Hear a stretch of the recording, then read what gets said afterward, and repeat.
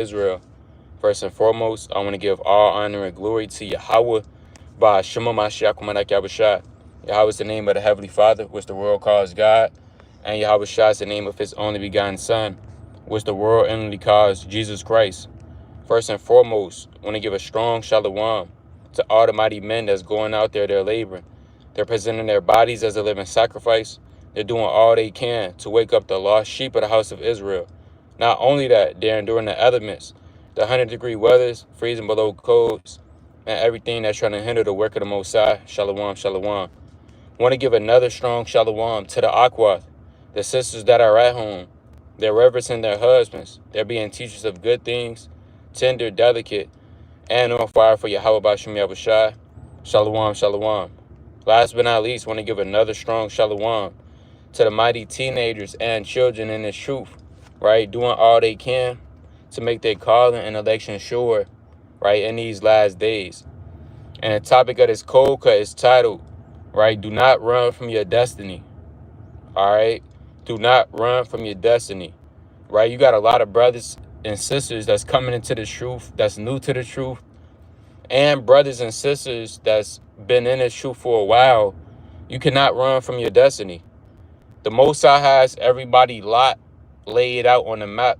And if you're spiritual enough and you have a good relationship with the Most High, the Lord has already revealed to you what your destiny is. You don't want to go 20 plus years like the people in the world.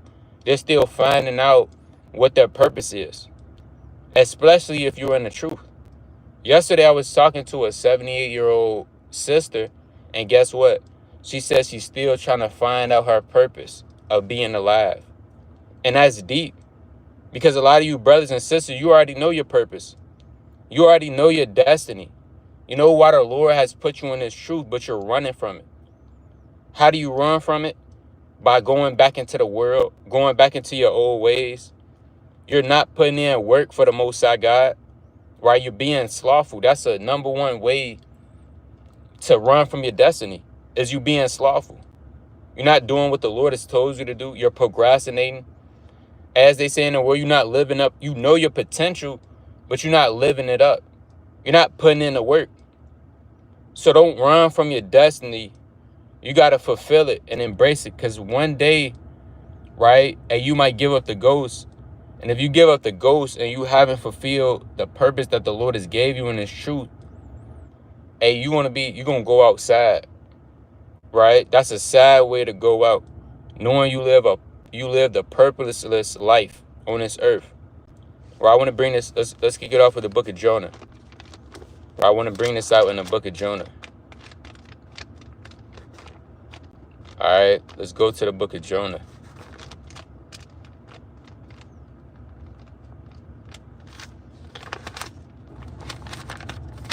Right, and then minor prophets. This is the book of Jonah, chapter 1 and verse number 1. Now the word of the Lord came unto Jonah, the son of Amittai, saying, Arise, go to Nineveh, that great city, and cry against it, for their wickedness is come up before me. So the Lord told Jonas to do a job. Right, Jonas was a prophet. Regardless if Jonah wanted to be a prophet or not, the Lord chose him to be a prophet. Right, the Lord chose you to be in this truth. The Lord gave you the knowledge of the Israelites. You got brothers saying, man, I only would know what I'd be doing if I didn't have this knowledge. Well, you can't be thinking like that, because the Lord gave you this knowledge. It's a lot of people that don't know the Israel. It's a lot of people that don't have understandings of the times. It's a lot of people that don't have the spirit of discernment. They're not spiritually awakened. Yet you're spiritually awakened, and the Lord told you to keep the commandments. Hey, for you men, the Lord told you to go out on the highways and byways. Right, let's go to that. We're going to go back to Jonah. Right, let's go to the book of Luke, chapter 14. Right? The Lord told you men to go out on the highways and byways. Right, and show his people their transgressions. Right, it's the book of Luke, chapter 14 and 23. And the Lord said unto the servant, Go out into the highways and hedges, and compel them to come in, that my house may be filled. Right, so if you a man and it's true, hey, the Lord told you to go on the highways and hedges. That's a commandment. Right, it's not an option. And you don't have to be a teacher to go out on the highways and byways. Right? We know a lot of mighty brothers that don't teach, that's still on the highways and byways putting in their brick. Why? Because the Lord told them to. Why? Because they understand their destiny. They're not running from it. They're not trying to escape it by drugs, alcohol, and the cares of this world. So if you're a man, you should be on the highways and byways, regardless if you're a teacher or not, regardless if you're a reader or not. All right? You got certain brothers, they just hold posts, man. Certain brothers they bring in the sheep. So if you're doing everything else outside of that, hey, guess what? You're running from your destiny. If you're not spreading it, you got certain men and women, they don't spread the truth. All right? You have the sheep, they're thirsty. They wonder, what are the fringes? All right? They see you wearing godly apparel. And they're curious. You got to teach them the word. You got to spread the word, man. So let's go back to that in the book of Jonah. So the Lord told Jonah to, hey, go to Nineveh and cry against the great city. And as many things the Lord told you to do. The Lord told you to put off the old man. The Lord told you to keep his commandments. All right? If you spiritually on that level, hey, the Lord has already revealed to you what's your job and what are you going to be doing in this truth. All right? Man or woman, the Lord has revealed to you your gifts already. Your gifts is a part of you not running from your destiny. Certain men, they have the gift of tongues. They can speak in different languages to edify the sheep.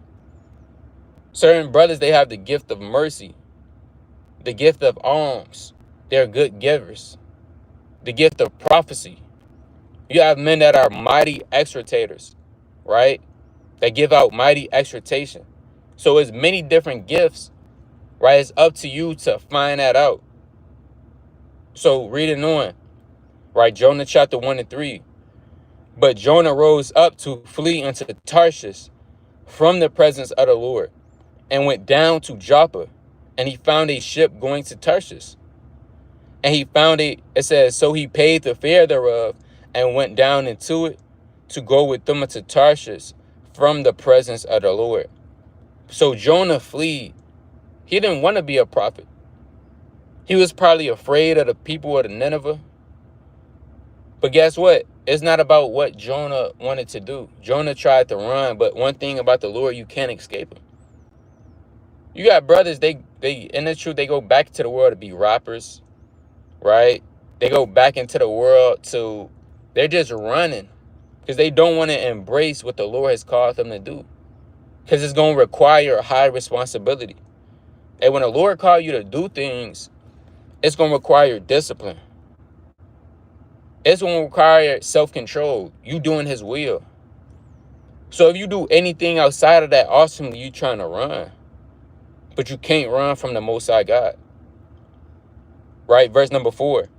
But the Lord sent out a great wind into the sea, and there was a mighty tempest in the sea, so that the ship was like to be broken. So the Lord went after him. The Lord sent a tempest in the sea to let Jonah know, hey, man, you can't escape me. Everything, your destiny is already it's already laid out. Nobody can't run from their destiny. It's either you're going to run and flee, or you're going to actually fulfill it. Let's go to the book of Wisdom of Solomon. Even the Egyptians, they couldn't escape their destiny. Whether you righteous or wicked, you can't escape your destiny. You can't run from it. And we exhort brothers and sisters to, guess what? Embrace your walk. Everybody's walk is different. But it's all on one accord, which is serving the Most High, ultimately to get the kingdom of heaven. Right, let's go to the book of Wisdom of Solomon, chapter 19.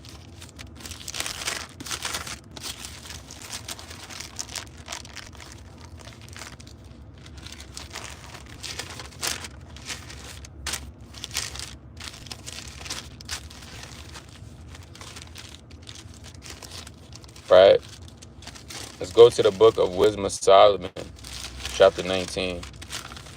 I'm going to start at verse number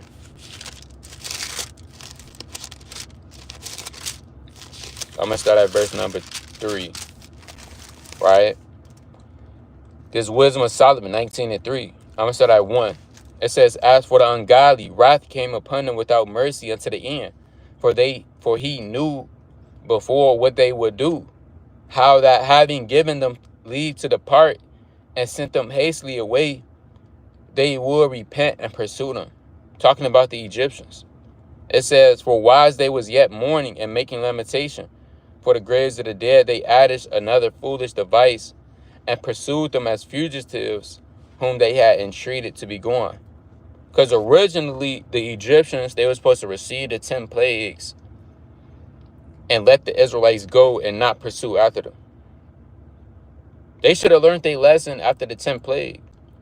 But what? Verse 4, it says, for the destiny whereof they were worthy, drew them unto the end, and made them forget the things that had already happened, that they might fulfill the punishment which was waiting to their torments. So it was in the Egyptians' destiny to pursue after the Israelites across the Red Sea just for the Lord to destroy them again. That shows you the power of destiny. That shows you the power of fate and the sovereignty that the Lord has over your life. So you got to let the Most High take control, man. It is what it is. You can't be ungodly anymore. You can't hang around the same people you used to hang around with. You can't hang around certain family. You have to move a different way, and guess what? You have to accept that. Because you don't want to be battling in your spirit and you double-minded about what you're going to do in this truth. Right, let's go to James chapter 1 and 8. Because double-mindedness, that's going to cause the spiritual demon Satan to plague your mind. And it's not a good feeling when you don't be great, man. It's not a good feeling when you don't get the job done. Hey, Paul said, I have finished my course. He said that with confidence. Why? Because he had an accomplishment underneath his belt. Who wants to go through life with zero accomplishments? Especially spiritually. If you're in this truth, you want to have righteous accomplishments. Okay, I visited this city. I woke up this brother, this sister. I gave back to this city, this community. I helped the people here. I set up a program here. You might have righteous accomplishments you want to get. If you don't, if you're running from your lot, you're not going to be able to fulfill that.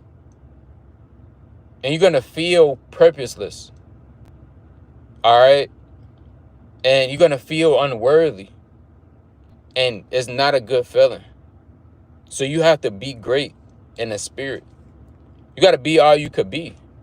Why? Because time is ticking. Right? Time is ticking. The prophecies is going on. And you don't want to get caught up in foolishness. And now you're not able to show the Most High and be great for Yahweh B'Shem Yahushua.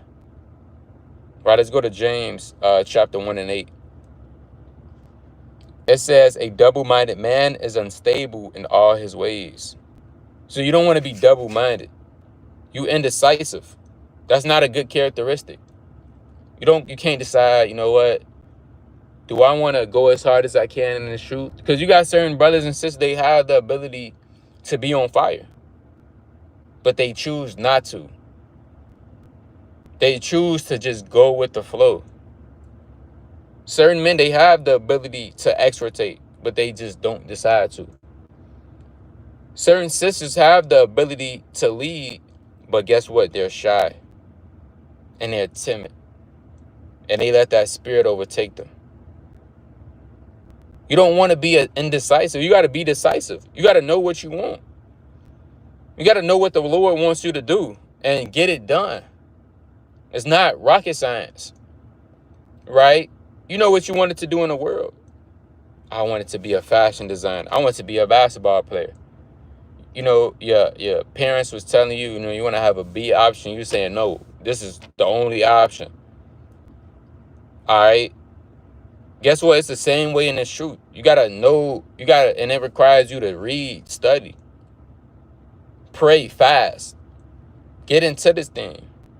Not watching TV all day, or you getting caught up at your workplace. You have a life outside of your workplace, which is this truth. right? So let's go to the book of Second Timothy. All right, let's go to the book of 2 Timothy.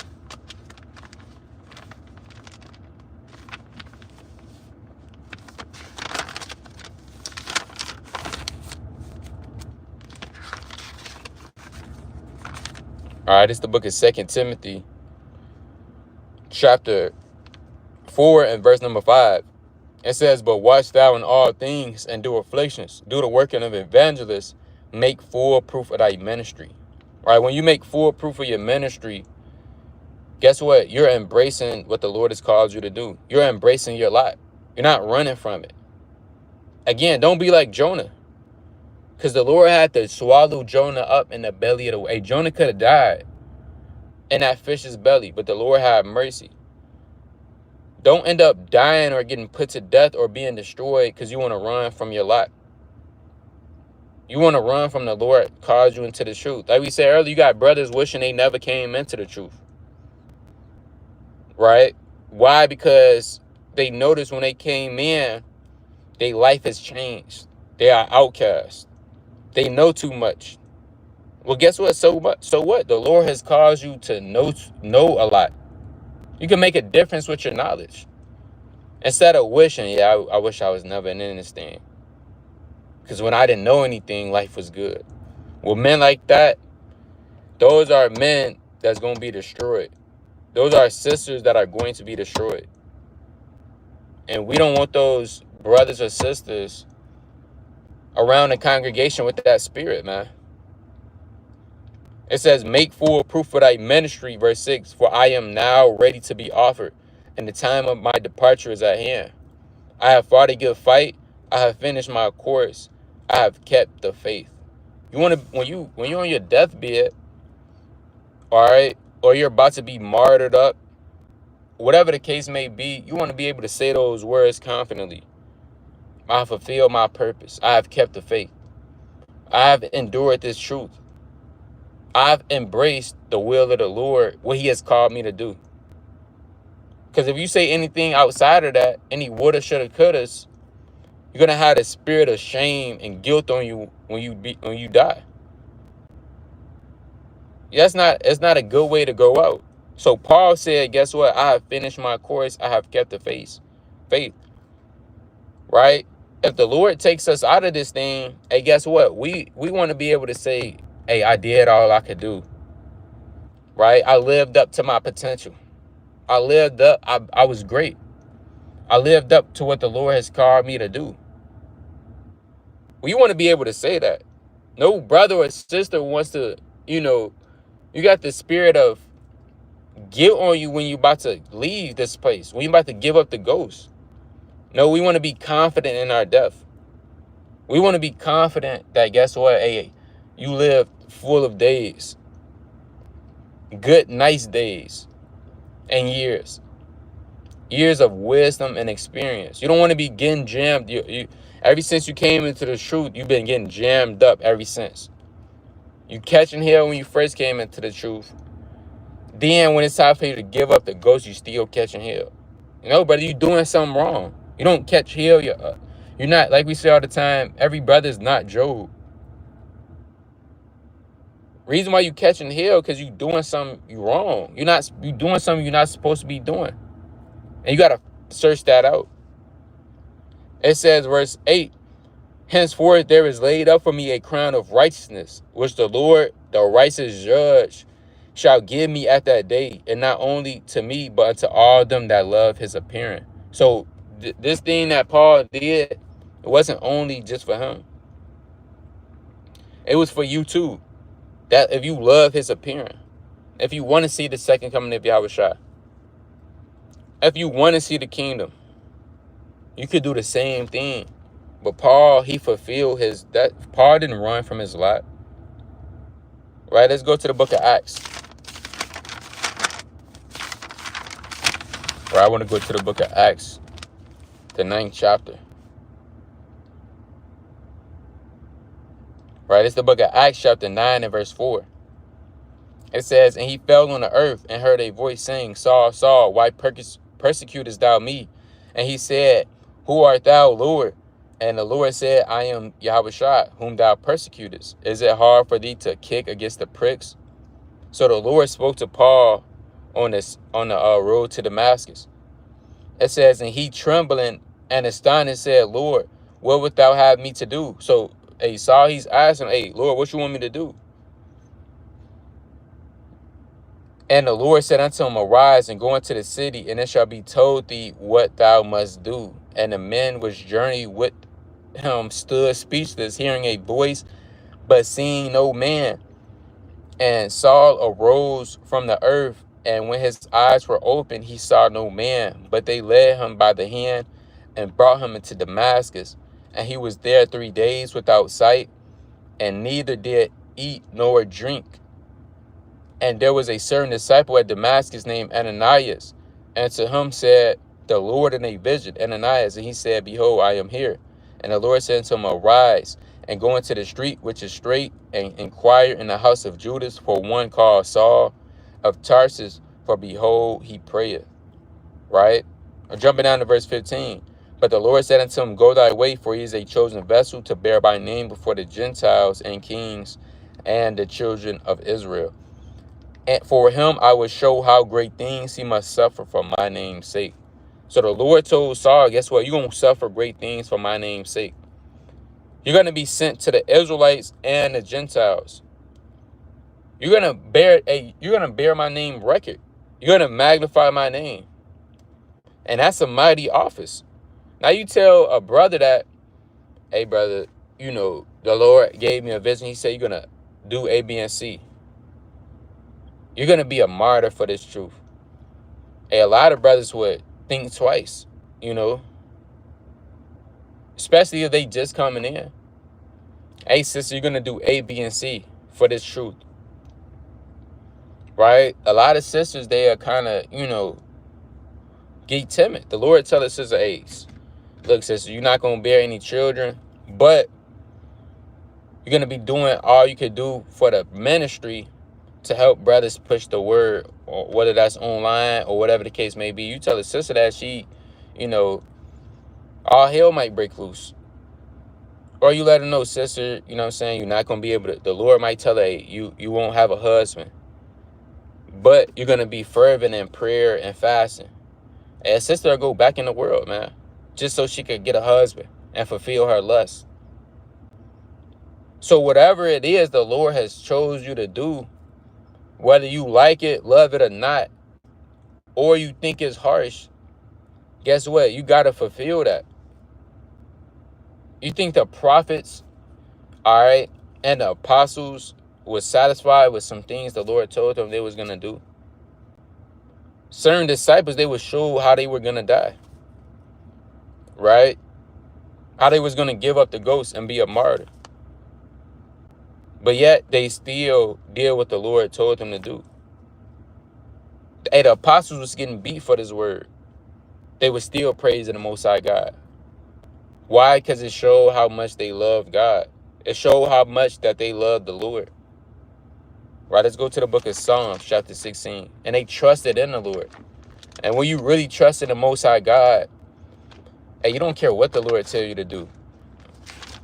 Look at Abraham. You know, the Lord told Abraham to, guess what? Offer up thy only son and sacrifice him. Guess what Abraham did? He did it.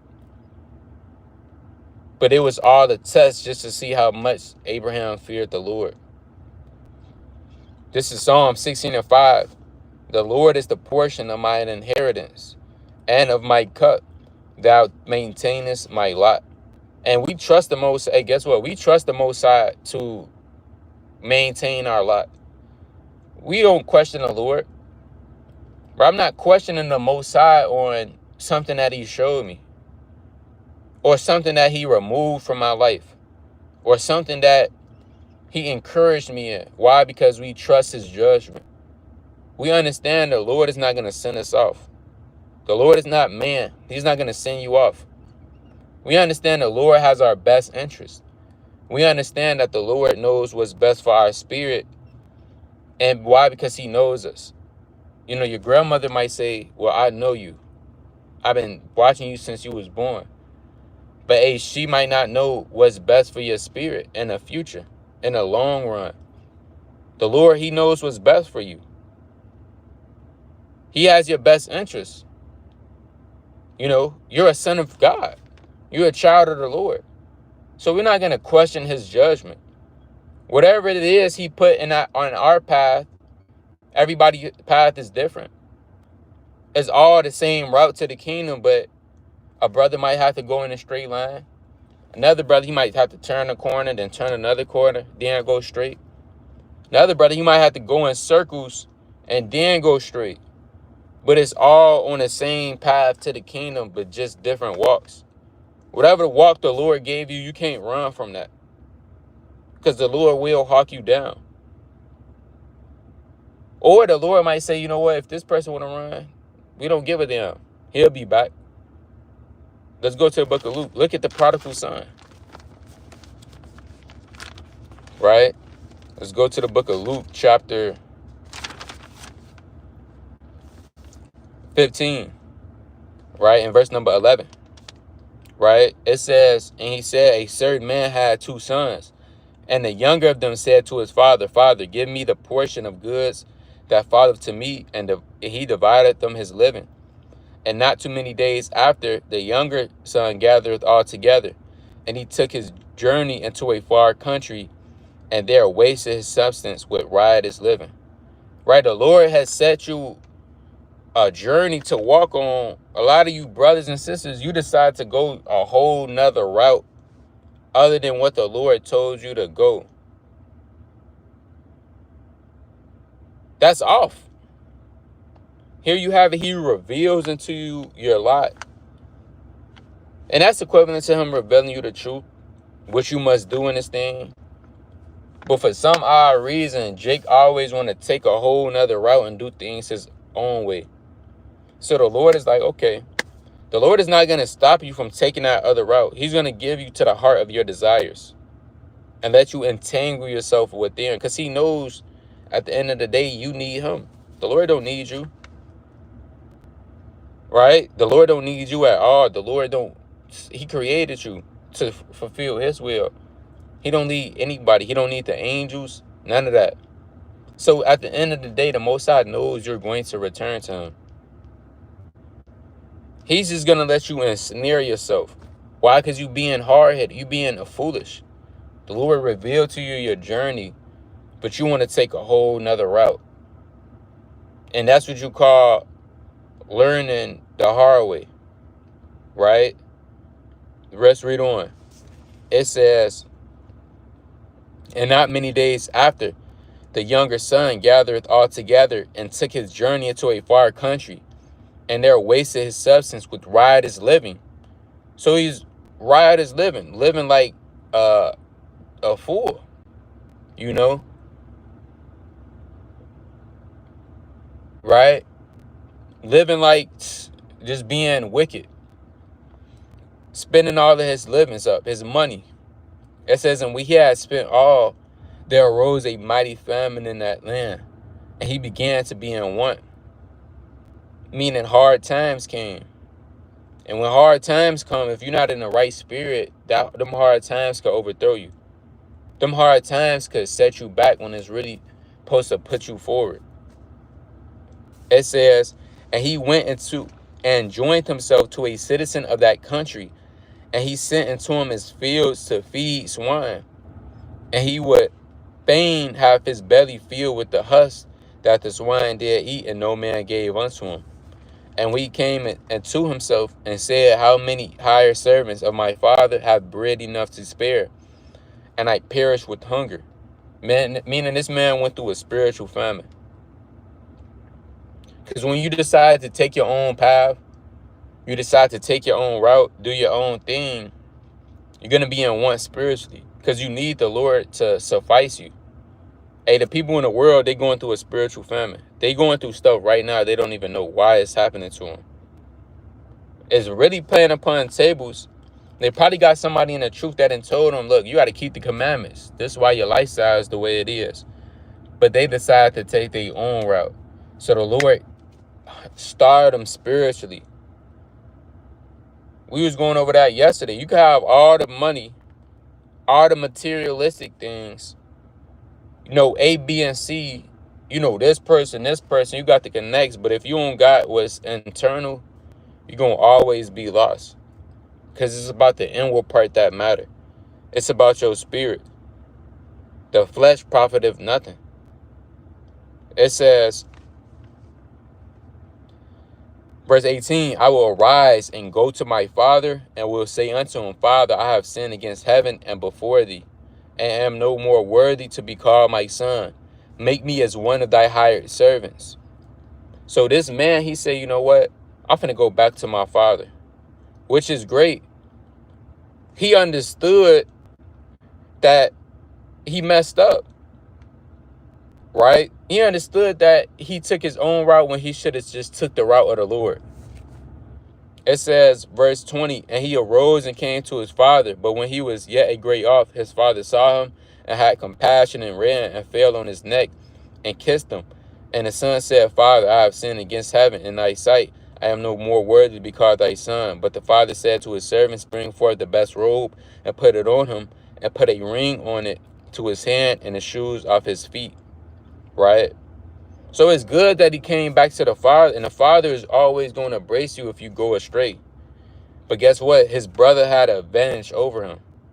Why? Because his brother didn't have to go the route that his brother went, just to know that the father had his best interests. The other brother stayed on the right track the whole time, and he fulfilled a long time in a short amount of time, while his brother, he probably wasted years going in hoops.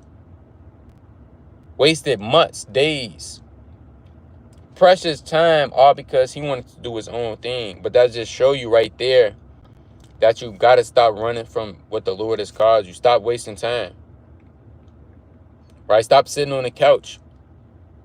All right? Get up, put in the work for the Most High God so you could be rewarded. Because when it's all said and done, every man will be rewarded according to his works. Right? Let's get that in the book of Revelation. Right? Chapter 22 and 12. All right? Stop being lazy, man. Show the Most High that you really appreciate him. That you really care. Ultimately, that you really love him. Right? It's the book of Revelation, chapter 22 and 12. And behold, I come quickly, and my reward is with me to give every man according as his work shall be. So the Lord is going to give every man according to his work. Stop worrying about other works. Stop worrying about what other people is doing. Right? We said that in a video a while ago. But hey, that could have men, not fulfill their purpose. You wondering what the next person is doing. All right. Right. The brother put Jonah chapter 1 and 12. Right. Those are good precepts. Right. Those are mighty precepts. Yeah. So stop trying to keep up with the Jones. That's what's going to have you.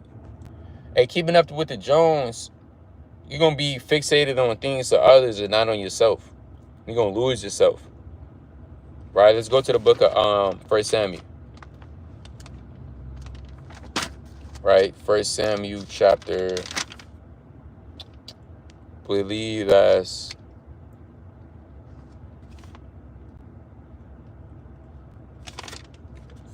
15 and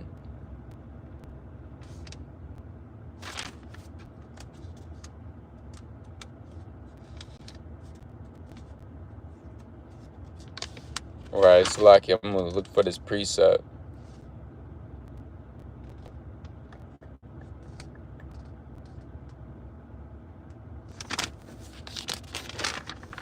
Might be 13.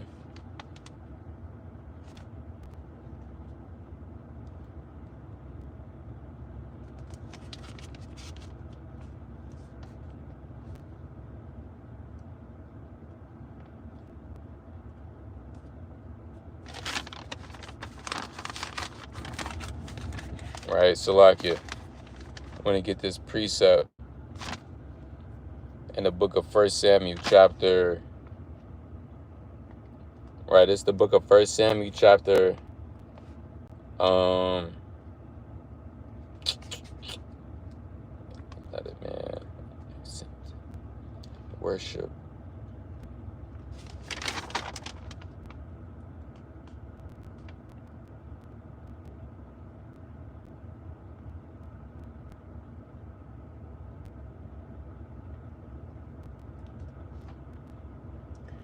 Right, I'm looking for this precept, right? But the point is, right, hey, the Lord wants you to prosper, right? The Lord wants you to do great things in His truth. All right. The Most High doesn't want you to transgress His laws. The Lord don't want you to live without Him. Right? That's your whole purpose of you being on the earth. The Lord, He chiefly wants you to be obedient. All right. Let's go to 1 Samuel chapter 15. Lord willing to come back to me. All right, let's go to 1 Samuel 15 and 22. It says, and Samuel said, hath the Lord as great delight in burnt offerings and sacrifices, as in obeying the sacrifice, and hearken to the fat of rams? As in obeying the voice of the Lord, behold, to obey is better than sacrifice, and to hearken than the fat of rams. For rebellion is as the sin of witchcraft, and stubbornness as iniquity and idolatry. So you don't want to have the spirit of rebellion on you. All right, certain things are set up for a reason, and if you have a spirit of rebellion on you, you always doing the complete opposite. Hey, that could get you killed.